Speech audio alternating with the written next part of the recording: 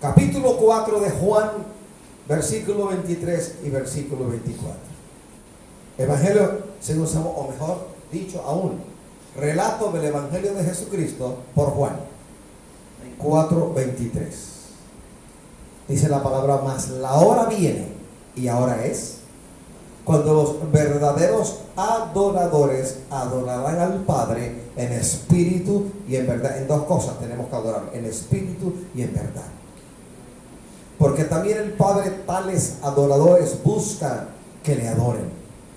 Dios es espíritu, y los que le adoran en espíritu y en verdad es necesario que adoren. Hay algo que Satanás no soporta. Aprendan, hermano. Se lo hemos dicho un buen número de veces. Hemos leído el 14 y el 28 capítulo respectivamente de Isaías y de Ezequiel. A este querubín grande, protector o cubridor, como dicen algunas versiones bíblicas, se le dio una comisión. Parte de su mayordomía era el estar al frente de la alabanza. Se sublevó, pecó, fue echado del santo monte, de las piedras de fuego en las cuales se paseaba, fue echado. Espanto es, y para siempre dejará de ser. Expulsado del cielo sin esperanza alguna. En la cruz del Calvario, no solamente cuando el Señor dijo: Tetelestai, consumado es, Padre, en tus manos entrego mi espíritu, no solamente se selló la redención del alma del hombre que crea y acepta a Jesús, no solamente se cumplió el capítulo 3, versículo 15 de Génesis, el pacto edénico, sino que además se selló el juicio de Satanás. Son dos aspectos, y la iglesia enfatiza solamente lo primero y no lo segundo, y para la enseñanza nuestra también tenemos que hablar de lo segundo. 16:8 de Juan, que dice: y cuando Él venga, convencerá al mundo de pecado, de justicia y de juicio. Pecado, justicia y juicio. Pecado por cuanto no creéis en mí. Justicia por cuanto vuelvo al Padre y no me veréis más. Y juicio por cuanto el príncipe de este mundo ha sido ya juzgado. Así que el Calvario para ti y para mí es salvación, redención. Pero para Satanás es el sello de su derrota total. Un juicio en el cual fue hallado culpable. Se corroboró el pronunciamiento inicial, se corroboró, se sentenció, se reafirmó y nunca volverá a ser. Sin embargo, hay unos tiempos que corresponden solamente a la soberanía, a la profundidad de la santidad, de la ciencia divina. Un tiempo durante el cual Satanás anda suelto, aún en el segundo cielo, acusándote y acusándome.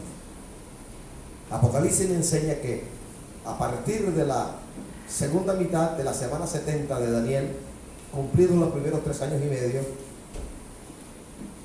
se derraman unos juicios. Los juicios terceros están los sellos, están las trompetas y están las copas. Cuando empiezan las copas, dice la palabra: Miguel y sus ángeles peleaban contra el dragón y sus ángeles, y el dragón y sus ángeles hacían guerra contra Miguel y sus ángeles, y son echados del segundo cielo, de lo que uno llama el espacio profundo, más allá de la atmósfera de la tierra. Y la actividad demoníaca durante la segunda parte de la semana 70 aquí será horrible. No quiera quedarse aquí para experimentarlo, porque la Biblia lo enseña y eso creemos nosotros. Pues bien, a lo que voy es esto: cuando uno alaba y bendice al Señor, cuando uno le adora, Satanás se levanta contra ti, contra mí, y vienen enfermedades, vienen ataques, vienen amenazas, vienen de todo. Y sobre la alabanza de la iglesia nuestra, restaurando el tabernáculo, iglesia que nos ha costado casi la vida, el Señor ha derramado gloria. Te digo en el nombre del Señor, Él ha derramado gloria sobre la alabanza en esta iglesia, porque le plació, porque ha levantado, porque en lo poquito en lo cual nos ha colocado, a Él le ha placido que nosotros le alabemos y le bendigamos.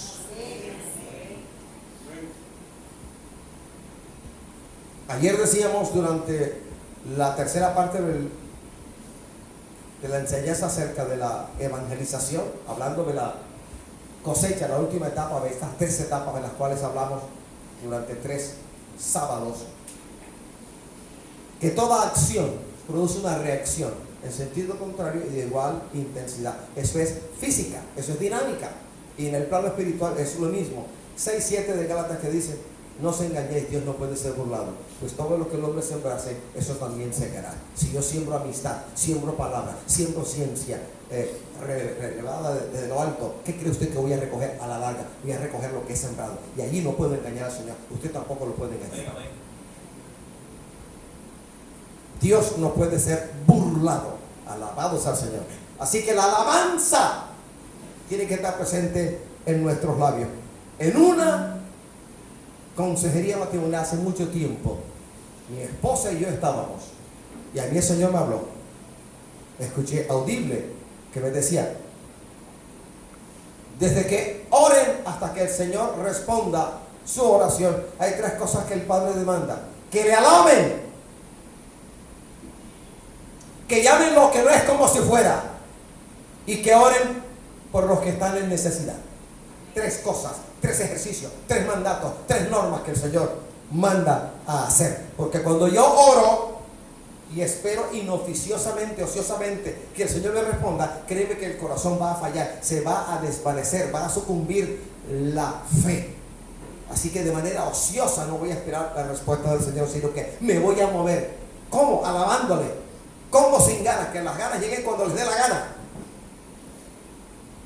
¿Cómo más me voy a mover? Orando por los demás que están en necesidad. Créeme que hay, en esta hora hay en todo el mundo hermanos en una situación peor que la tuya. Hasta 5 veces peor que la tuya. ¿Cómo me voy a mover entre la oración y la respuesta del Señor? Llamando lo que no es como si fuera. Diciéndole a la enfermedad: estás vencida. Amén. Diciéndole a la muerte: estás vencida. Amén. Diciéndole al brujo: estás vencido. Amén. Llamando lo que no es como si fuera. Alabados al Señor. Pero la adoración no se limita solamente a la alabanza. La alabanza es algo hermoso, pero la adoración no se limita al momento del culto en la alabanza. La trasciende, va más allá.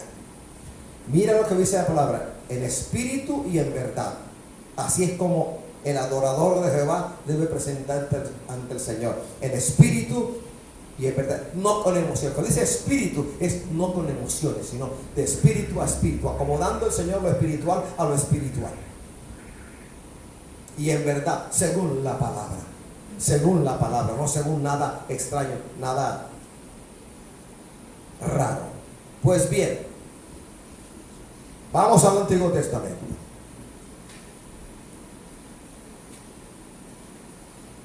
Con frecuencia aparece, de tantos verbos en hebreo bíblico, aparece el verbo shahá, S-H-A-J-A-H, shahá, y traducido al castellano es adorar, postrarse, bajarse, inclinarse, y aparece en un número aproximado de 170 veces a lo largo y ancho del Antiguo Testamento, del Antiguo Pacto.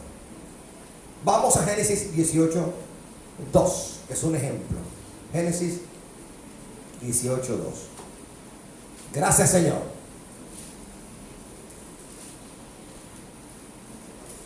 Y alzó sus ojos y miró, y aquí 3 varones que estaban junto a él, y cuando los vio, salió corriendo de la puerta de su tienda a recibirlos y se postró en tierra. Un ejemplo del uso de shahá en el Antiguo Testamento. Se postró en tierra. El acto de inclinarse en homenaje o reconocimiento a la autoridad o sumisión se hace por lo general delante de un superior, de alguien con un rango de autoridad mayor que el nuestro, o de un gobernante.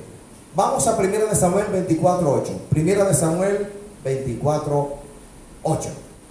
También David se levantó después y saliendo de la cueva dio voces detrás de Saúl diciendo: mi señor el rey.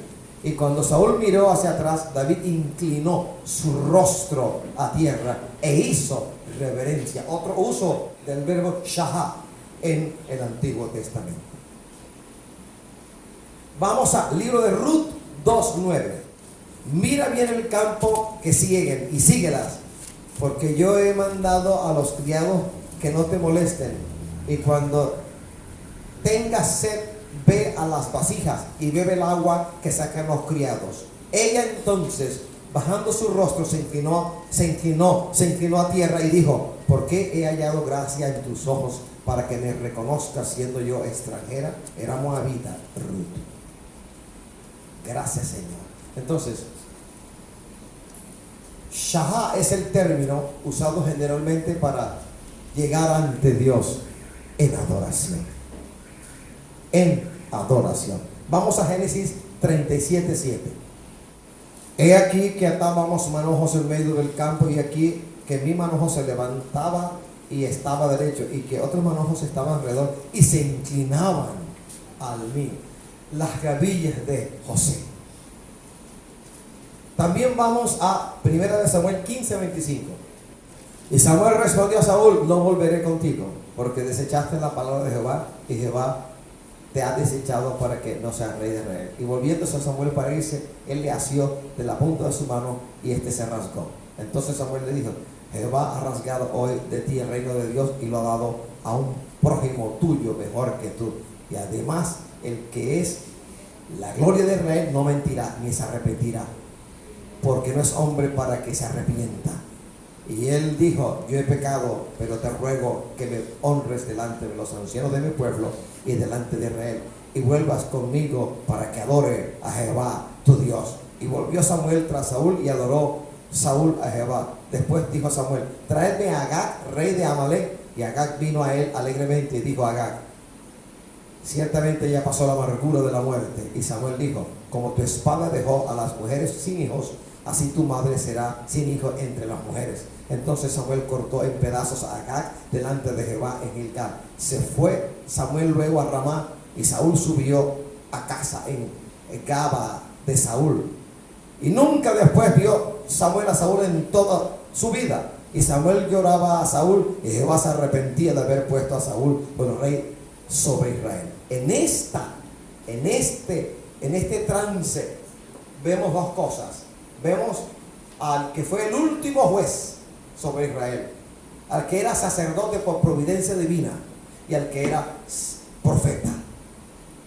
Hacer reverencia ante el Señor. Pero también vemos al otro, primer rey sobre el pequeño estado de Judá, desechado por el Señor, Saúl, que gobernó unos 40 años aproximadamente, buscando nuevamente el favor de Jehová, favor que nunca consiguió, porque echó de lado al Todopoderoso. Gracias, Señor. Pues bien, ¿por qué no buscamos también Jeremías 7:2? Ponte a la puerta de la casa de Jehová y proclama allí esta palabra, y di: oíd palabra de Jehová todo Judá, los que entréis por estas puertas para adorar a Jehová. Éxodo 34:8. Entonces Moisés, apresurándose, bajó la cabeza hacia el suelo y adoró. Gracias, Padre. Eso es un breve paso por el Antiguo Testamento, un poquito de exégesis en cuanto a Shahá y el uso en el Antiguo Testamento. ¿Qué del Nuevo Testamento? De igual manera. Aquí el verbo en griego bíblico, tenemos el verbo eusebeo, que es adorar. Eusebeo. Vamos a Hechos 17:23. Porque pasando y mirando vuestros santuarios, hallé también un altar en el cual estaba esa inscripción: al Dios no conocido, al que vosotros adoráis, pues sin conocerle es a quien yo os anuncio. Hay otro verbo, proscuneo,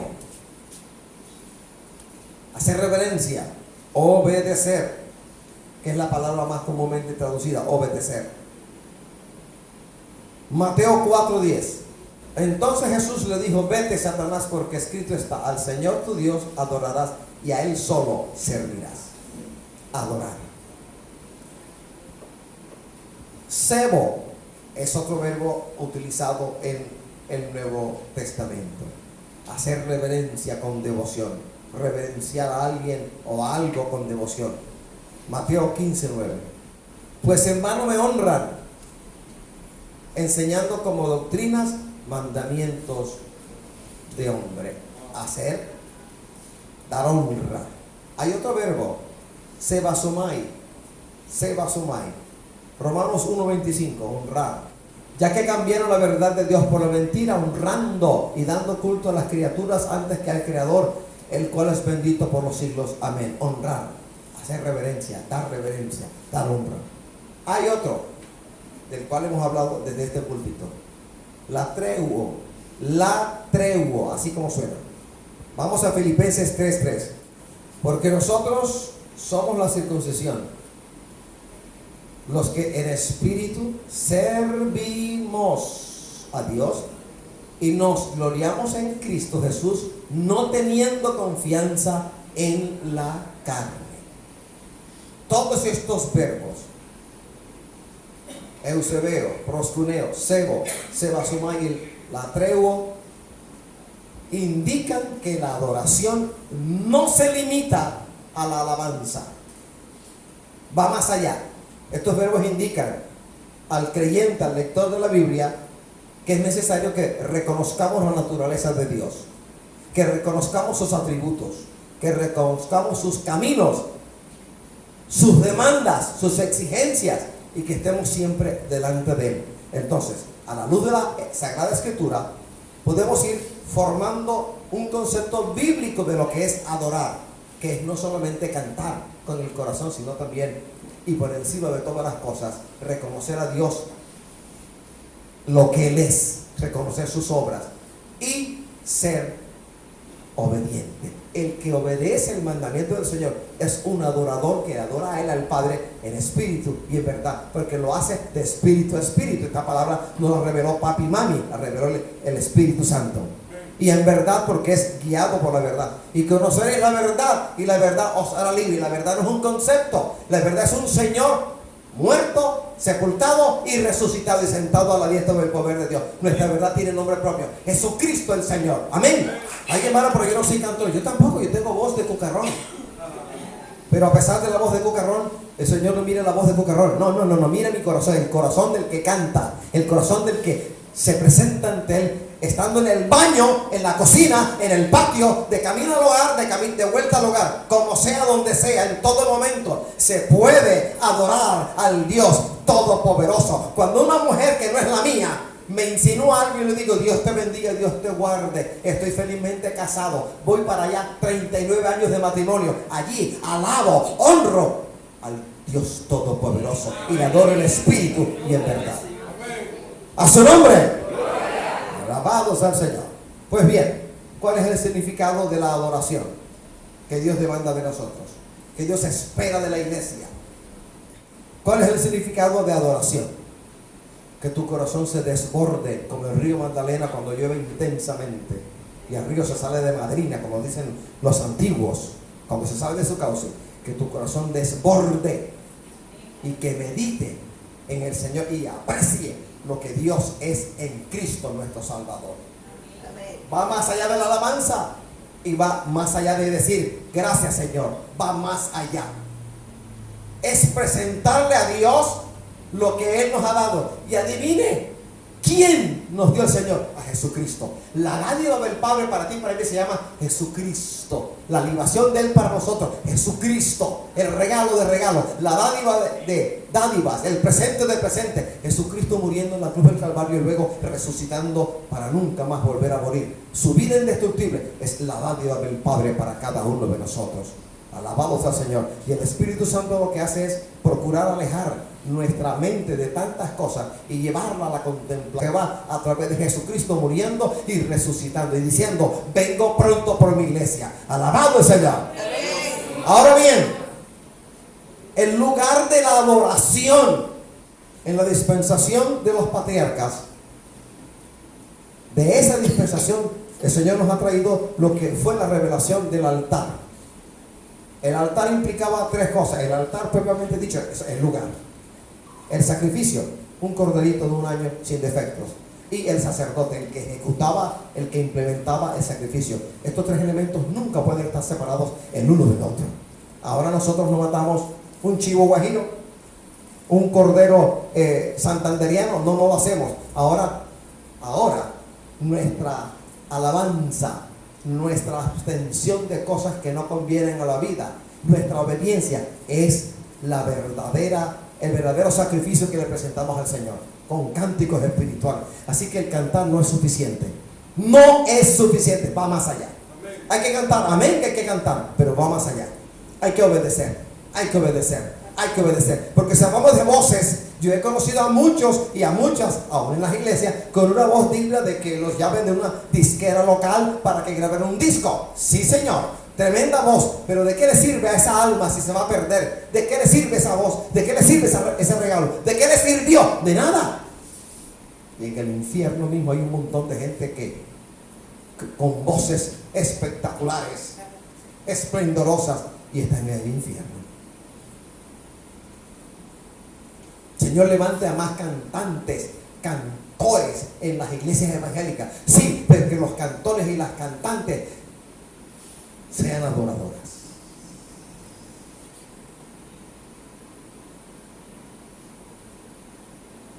El altar, con seguridad no se nos dice si ellos cantaban o no, pero yo creo que sí cantaban.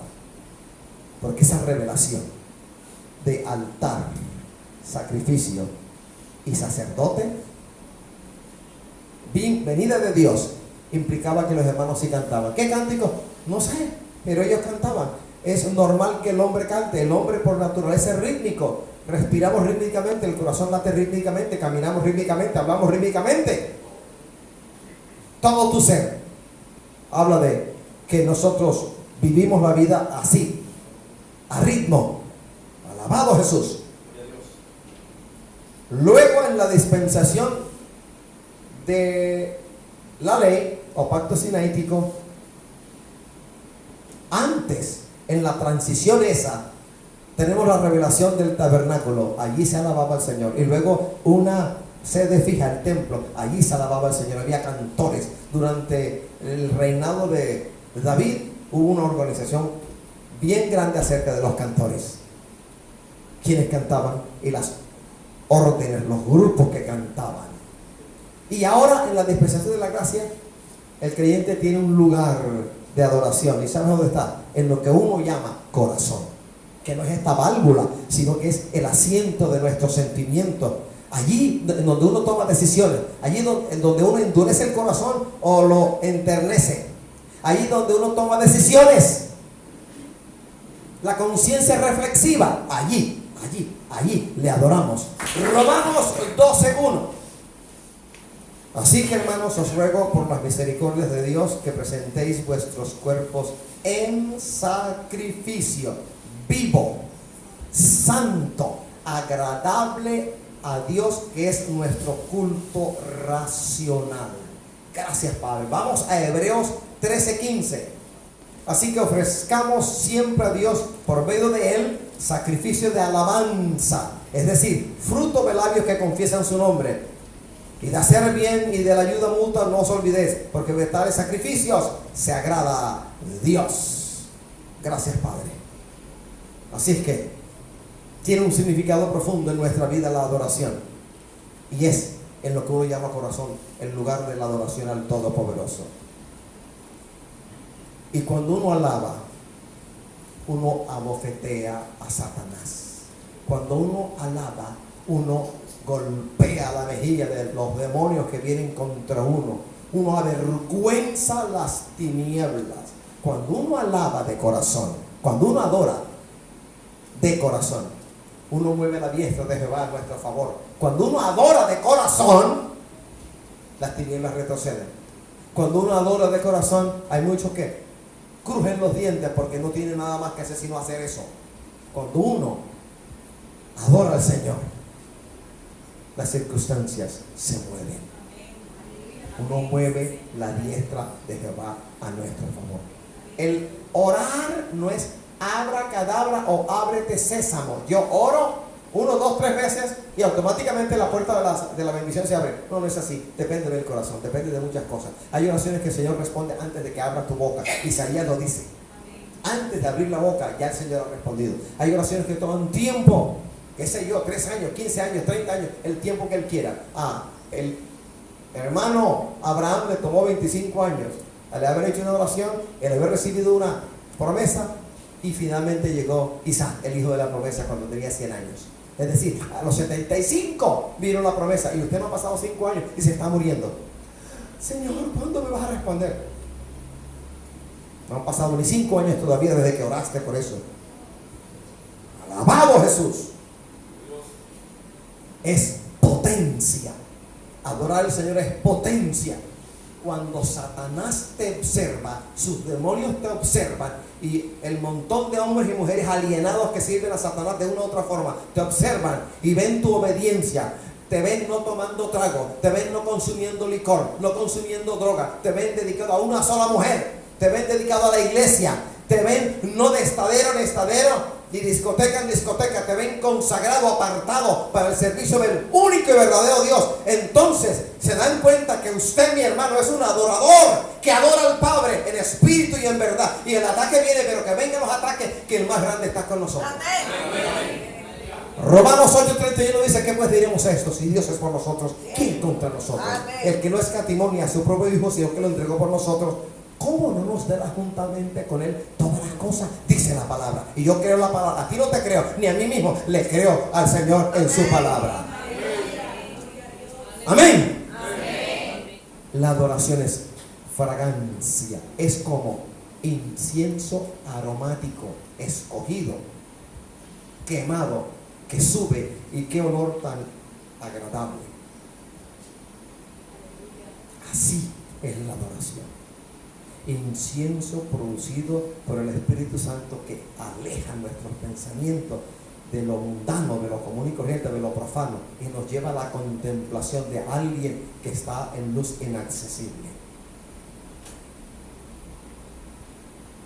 La adoración puede ser pública o puede ser privada. Pública en forma de un culto, de una escuela dominical, de un servicio cualquiera en la iglesia o en la calle. Rápidamente voy a referirme a algo, pero ese no es el punto. El punto al cual yo quiero llegar está más despacio, más lueguito, así que ténganme paciencia. Podemos distinguir 4 etapas en el desarrollo de la adoración. Bíblicamente hablando, tenemos testimonio de la Sagrada Escritura de la adoración de los patriarcas en los altares y sacrificios. Cantaban, yo creo que sí cantaban, pero de que adoraban al Señor lo adoraban porque le cumplían, lo adoraban en espíritu y en verdad. Cuando Abraham estuvo dispuesto a sacrificar al hijo de la promesa, en su corazón no hubo ninguna duda de que el Señor, que le había prometido y dado el hijo, al pedírselo ahora en sacrificio, al matarlo, al quitarle la vida, de una u otra manera el Señor lo devolvería de la muerte a él, porque fue promesa suya. No dudó. Por no haber dudado y por estar a punto con ese cuchillo mataganado dispuesto al sacrificio, él adoró al Señor. Lo adoró. Ahí hubo adoración, ahí hubo obediencia.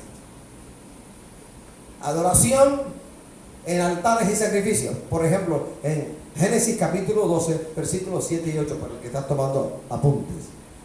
Génesis 12, del versículo 7 al 8. También Génesis 13, versículo 4. La adoración organizada en el templo con un ritual bien complejo, bien elaborado, un sistema de sacrificios en el templo, en la sede fija. La adoración en las sinagogas, que se desarrolló con seguridad durante el periplo de 70 años de cautiverio. Las sinagogas aparecen en Israel a partir de el éxodo del pueblo judío hacia tierra babilónica, luego tierra medo-persa. Allí aparecen las sinagogas y la adoración en las sinagogas. Y la adoración cristiana, de la cual somos partícipes. Aquí me va a quedar un poquito. Amén. Así que aquel que tiene sueño, despiértese, que estamos adorando al Señor. Amén. Cuando yo estoy predicando lo que el Señor me manda a predicar, no lo que el hombre quiere oír de mis labios, allí adoro al Señor, porque estoy cumpliendo su palabra. Cuando usted va a la iglesia a escuchar la palabra del Señor, usted es un adorador, porque no con sueño, sino con avidez, con hambre, con sed de justicia, usted escucha lo que se está hablando de la palabra del Señor. Adoración cristiana. en la predicación. Vamos a Hechos 27.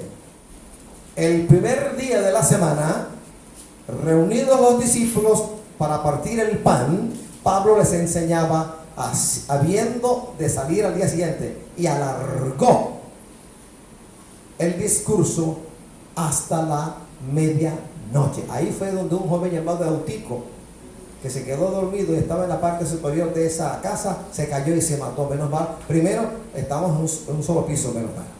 Y segundo, aquí no hay euticos. ¿Cierto, hermanos? No hay euticos, ni euticas. Gracias, Padre.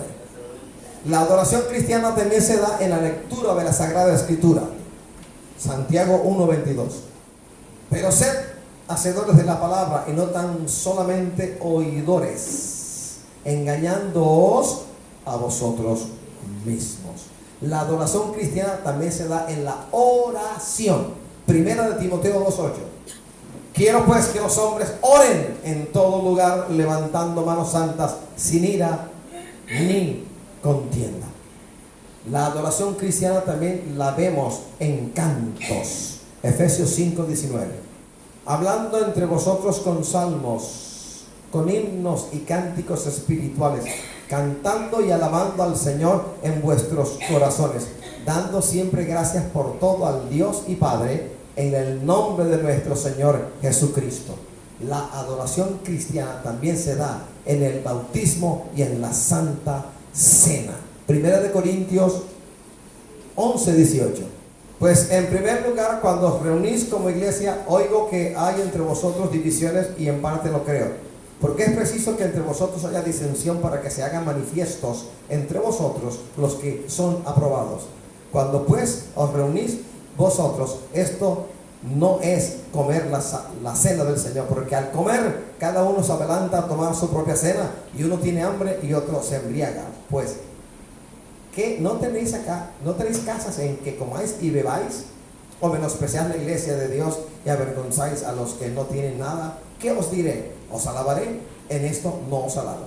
Y a partir del 23, la institución de la cena del Señor. Ahí lo puede leer en su casa con avidez, con hambre. También en las ofrendas podemos honrar al Señor, adorar al Señor. Primera de Corintios 16. En cuanto a la ofrenda para los santos, haced vosotros también de la manera que os ordené en las iglesias de Galacia. Cada primer día de la semana cada uno de vosotros ponga aparte algo, según haya prosperado, guardándolo, para que cuando yo llegue no se recojan entonces ofrendas. Pues bien, sobre este particular, mi esposo y yo anunciamos como pastores, como mayordomos en esta casa, que nosotros a ninguno le obligamos a ofrendar o a diezmar. Eso es un asunto absolutamente privado entre el creyente y el Señor. El Señor nos ordenó a nosotros. A mí me dijo en palabra audible: andas ocupándote de tus propios asuntos. Y luego me habló enseguida diciéndome: Wilfrido, ocúpate de mis asuntos. Y me he ocupado junto con ella y mis hijas de sus asuntos. El que me llamó y me dijo que empezara la obra tiene el poder, el recurso, la voluntad, el amor para hacer que este siervo sea sustentado. ¿Cómo? Como Él quiera, como Él desee. Allí también alabamos y adoramos al Señor. Hemos pasado por una cantidad de situaciones en las cuales nosotros adoramos y alabamos al Señor. Así que el sustento de esta iglesia es providencial, proverbial, divino. El que nos llamó nos sustenta. Aquí a nadie cogemos por la solapa o por la corbata o por las orejas. Ni mandamos a alguien con un datáfono a la casa de ninguno para pedir: hey, ¿no has diezmado? Hey, ¿no has ofrendado? No, Señor. Entre usted y el Dios Todopoderoso. Esta es la palabra que queremos predicar. Busquen su Biblia, Segundo de Crónicas 20. El relato nos lleva hasta el versículo 30. Victoria sobre Moab y Amón.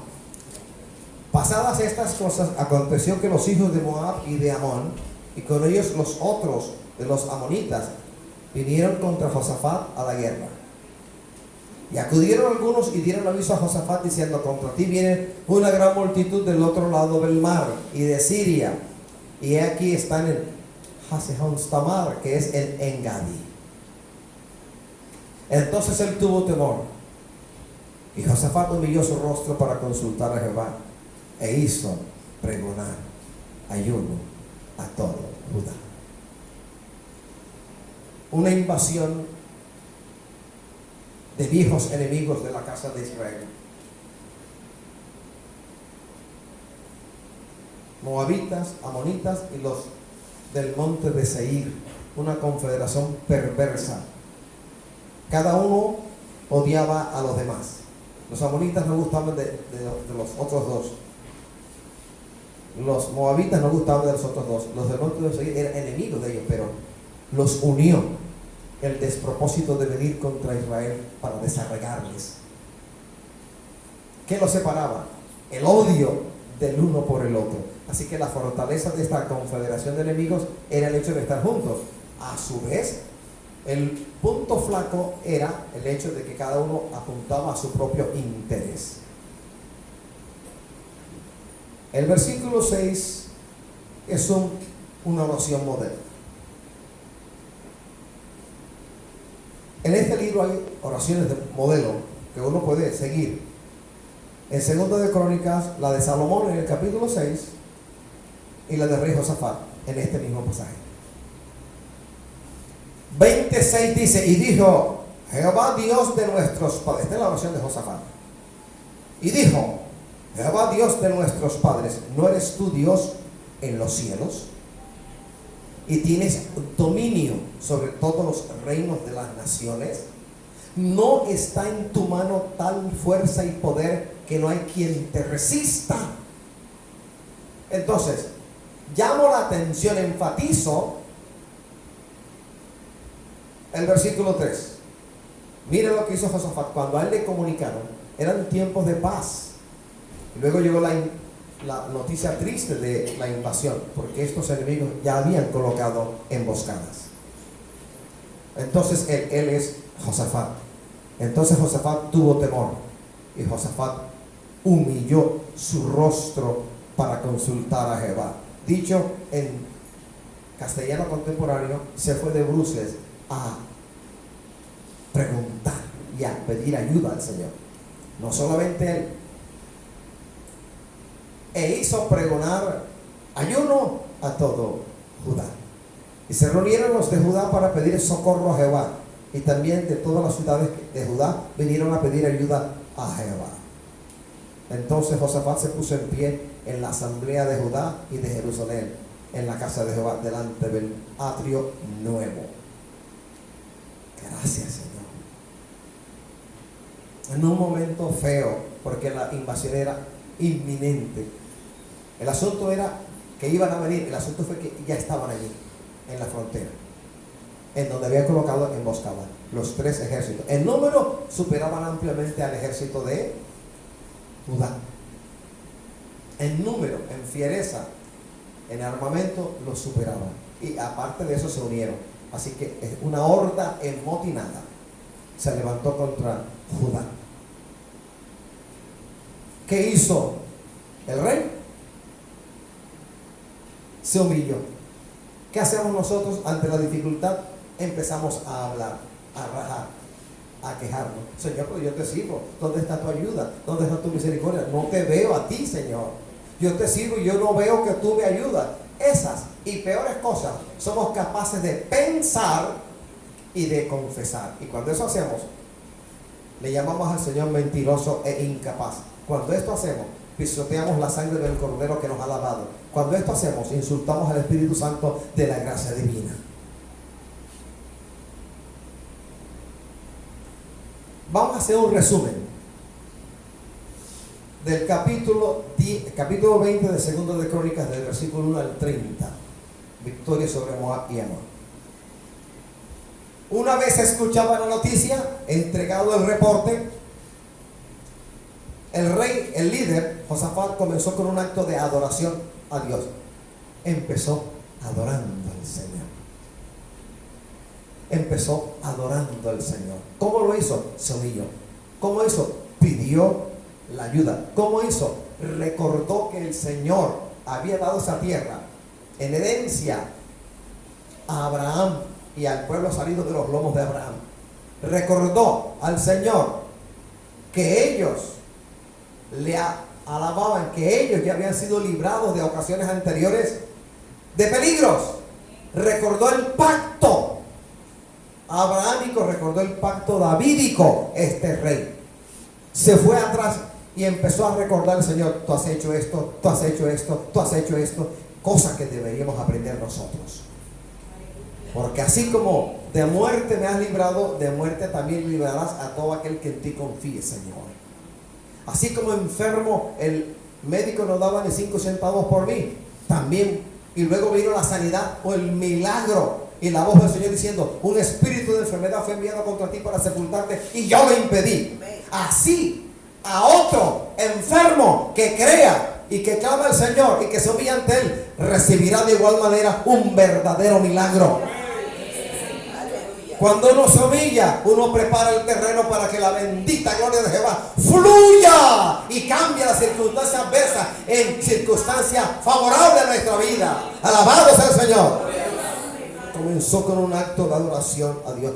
Así que tú ve al Señor con tu problema humillado, reconociendo que de Él es el proveer, que de Él es el tener misericordia.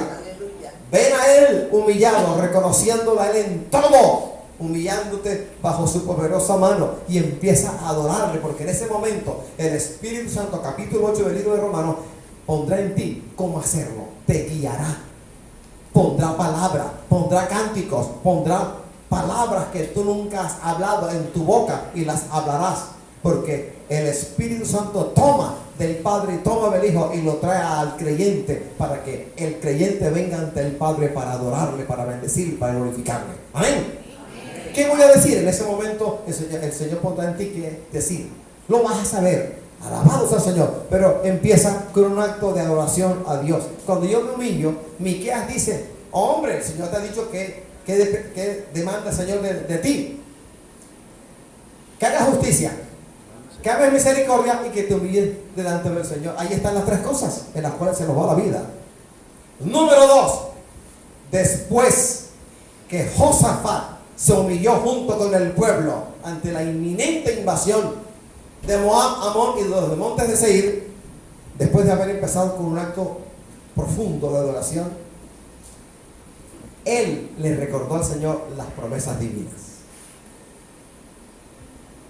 Yo lo he hecho. Una vez lo empecé a hacer así y el Señor me dijo: no te dejaré hasta que haya hecho lo que te he dicho que voy a hacer. ¿Y qué hace el Señor? Lo va a morir en la víspera. Oye, tenga confianza, levanta el ánimo. Le recordó sus promesas. Ay, hermano, pero el Señor nunca me ha hablado audible y no me ha dado ninguna promesa. ¿Y qué crees tú que es la Sagrada Escritura, Antiguo y Nuevo Testamento? No es un conjunto, como dice el apóstol Pedro, de ricas y abundantes promesas. Ahí están, ahí hay promesas, promesas, promesas. Tercero, presentó el problema. Dijo: Señor, mira a Moab, mira a Amón, míralos del monte de Seir, míralos. Vienen a invadirnos, a matarnos, a raer de la faz de la tierra la estirpe de Judá. Se nos recordó, presentó el problema. ¿Cuál es tu problema? ¿Cuál es tu problema? No tengo suficiente dinero. Ese es el problema. ¿Cuál es tu problema? Te estás muriendo. ¿Cuál es tu problema? El médico te desahució. ¿Cuál es tu problema? Tu esposo no te quiere. ¿Cuál es tu problema? Tu mujer te quiere abandonar. ¿Cuál es tu problema? Los hijos no se sujetan a ti. ¿Cuál es tu problema? Que el Señor no lo puede resolver. El lío en todo esto no es el problema en sí, sino tú con falta de fe. Porque el día que tú le des un puntapié bien dado a la incredulidad, ese día en ti habrá milagros, sanidades, portentos, maravillas, prodigios, proezas, y el cielo de Jehová, el arcano cielo del Señor, se abrirá a favor de ti. El buen tesoro de Jehová, dice la palabra, el buen tesoro de Jehová se abrirá a favor de ti y en contra de los enemigos de tu casa. Alabado sea el Señor. A su nombre. Den un aplauso a Cristo que vive y reina y pronto viene.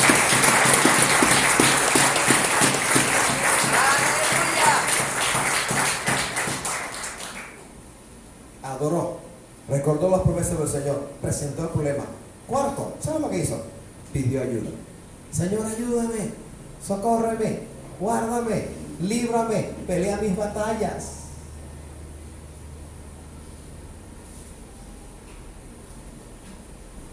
No sé cómo oró usted, pero a mí me encanta recordar la palabra cuando estoy orando. Señor, tu palabra dice que yo no tengo lucha contra carne y sangre. Tu palabra dice que mi lucha no es con espada y lanza. Tu palabra dice que mi lucha no es con ejército, espada, jabalina. Tu palabra dice que mi lucha no es con ejército o fuerza humana. Tu palabra me dice que mi lucha es con el Espíritu Santo y fuego. Se lo recuerdo, se lo recuerdo, se lo recuerdo. Pidió ayuda. Hoy usted va a pedir ayuda. No se va a quejar. No sea un saco de quejas. Mejor que me muera. Desde que me metí a eso, me va mal. Mentira de Satanás. Y para vergüenza te lo digo, ignorancia tuya. ¿Quién dijo que tú estabas bien en el mundo? Nadie estaba bien en el mundo, ninguno. Ibas a muerte, ibas para muerte. Tu alma iba a bajar en corrupción eterna. Y vas a decir que en el mundo estaba mejor.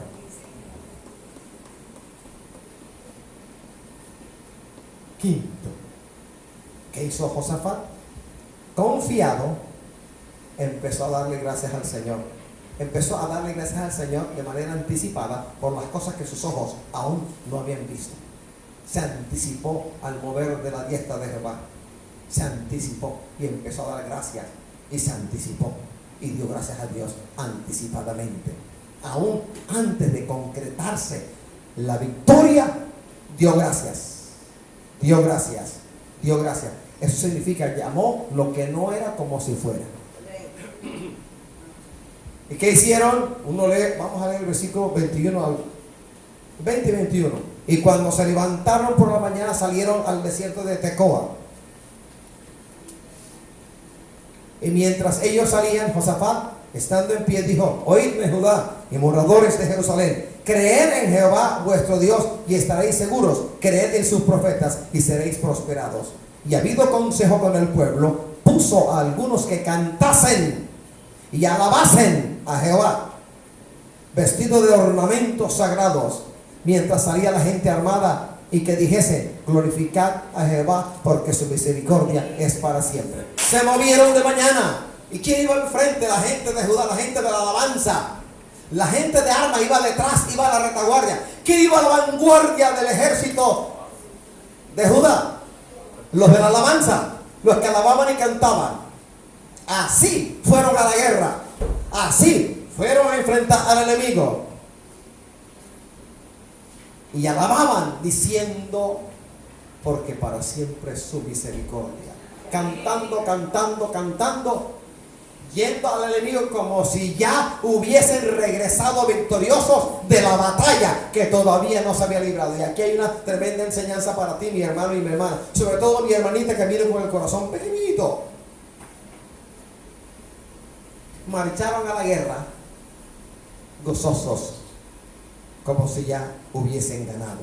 Y la guerra todavía no se había dado. La batalla no se había ejecutado. Alabando, alabando, alabando, bendiciendo, bendiciendo, llamando lo que no es como si fuera. Mientras, a partir del momento en el cual ellos, con Josafat a la cabeza, empezaron a alabar, a bendecir, a cantar, a gritar, en ese momento la mano de Jehová estaba peleando por ellos allá, en las emboscadas puestas por Moab, por Amón y por los del monte de Seir. Mientras cantaban, cantaban, cantaban, los demonios retrocedían, retrocedían, retrocedían. Mientras ellos cantaban, cantaban, cantaban, llamando lo que no es como si fuera, Jehová levantó a Moab y a Amón en contra de los de Seir y los mataron a todos. No quedó vivo uno solo. Mientras cantaban, cantaban y cantaban, el Señor volvió a Moab contra Amón y se mataron todos. Y cuando Josafat llegó con su pueblo al lugar de las emboscadas, no hubo un solo cuerpo vivo. Y le tomó a Josafat y a su pueblo 3 días para recoger el botín. Así de grande era la confederación de enemigos, así de grande fue el botín, pero así de grande fue la victoria que el Señor les dio a ellos a punta de alabar, de creer, de confesar, de alabar, de adorar, de cantar y de llamarnos que no es como si fuera. Y que vamos a bajar al aire. Marcharon contra el enemigo como si regresaran del triunfo de la batalla.